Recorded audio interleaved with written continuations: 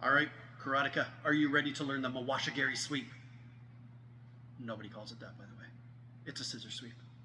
And if you've done any Brazilian Jiu-Jitsu, even a handful of classes, you've probably already seen this and learned this.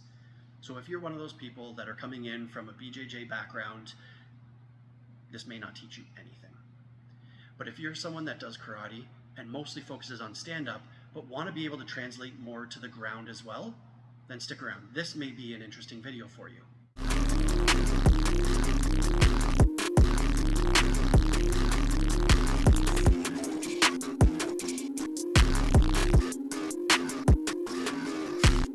What we're going to use is our mechanics from our Mawashigiri, our roundhouse kick, with a chambered knee and then an outstretched leg, and using that to get the person out of our guard. So if we're on our back, how can we reverse that position so we're in a better position? Stick around. I'm going to show a couple variations. The one is probably the most traditional way that it's taught. All right, I'm not going to go through the extra bits and the small fine tuning of how to make this sweep work. If you're interested in it, please go research, look at scissor sweeps from all sorts of Brazilian Jiu-Jitsu practitioners.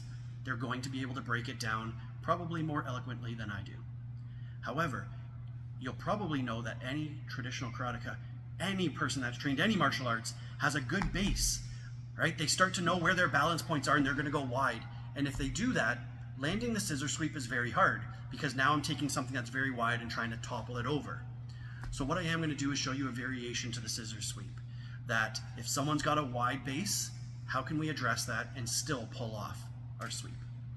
Stick around, enjoy, comment your thoughts below.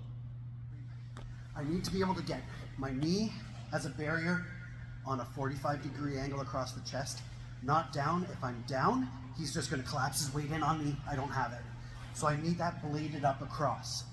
My grips, I can fight with different grips. My ideal grip is high on the neck and pulling in, so I'm pulling him onto that knee.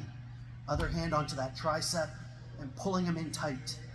Ideally, I want to take his weight off his back feet and load him on top of me as much as possible.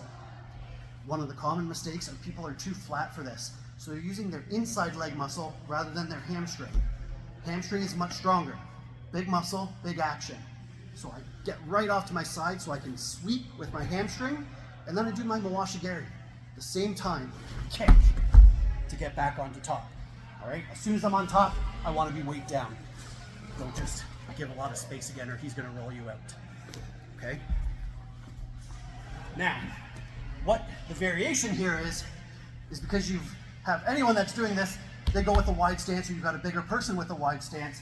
I may get my grips, I get my space, I get up in here. I can't sweep that enough because his knee's in the way.